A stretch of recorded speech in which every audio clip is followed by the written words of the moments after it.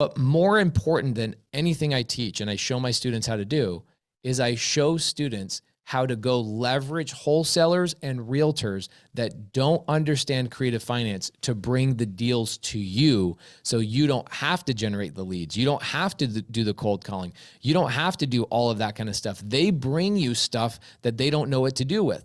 And all of those things are free leads that I could, bro, every day I can buy a deal through my Instagram DMs from wholesalers that don't know what they're doing and realtors that have no clue how to handle a situation where a seller has no equity. Mm-hmm. You can build an entire business, millions and millions of dollars a year in acquisitions, buying real estate. And the thing that's amazing too is, did you know you can wholesale creative finance deals? No. Bro, most of the deals that I'm buying are from my students.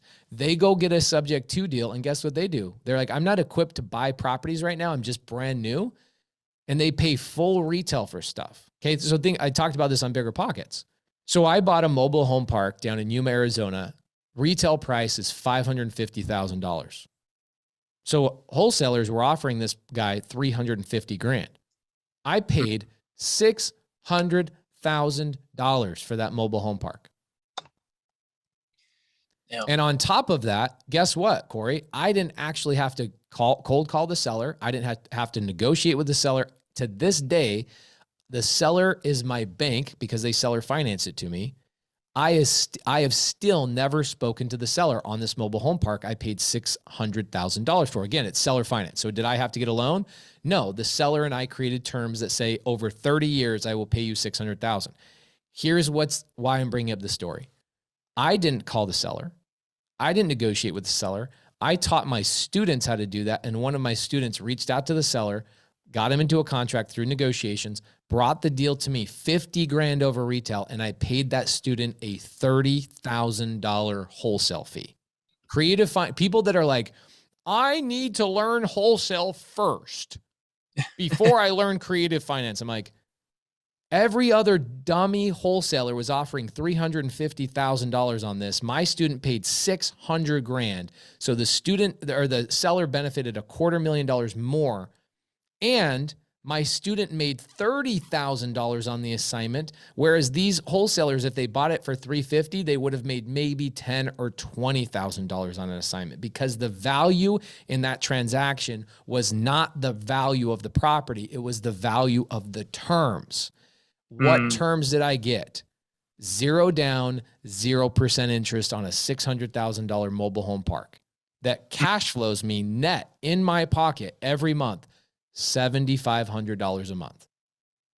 Dude, that's wild. These are the things that people just don't understand. If you're going to learn anything first, you learn creative finance first, because nobody can compete with you. Mm-hmm. You can wholesale deals you don't want and get money today. And the exit strategies, there are literally 25 exit strategies in creative finance. If I buy a house subject to, one, I can wholesale that to somebody else, make an assignment fee. I'm out of the deal. If I buy a house subject to, I can turn that into a rental. I can turn it into an Airbnb. I can turn it into a lease option. I can also, check this out, I can buy it subject to, and I can wrap it. Do you know what a wrap is? No. Okay. Now I own the property, right? Mm-hmm. I can then seller finance the property to somebody else, and I am the bank. So we bought a deal just 2 days ago. I bought it subject to at $75,000. So I took over the mortgage.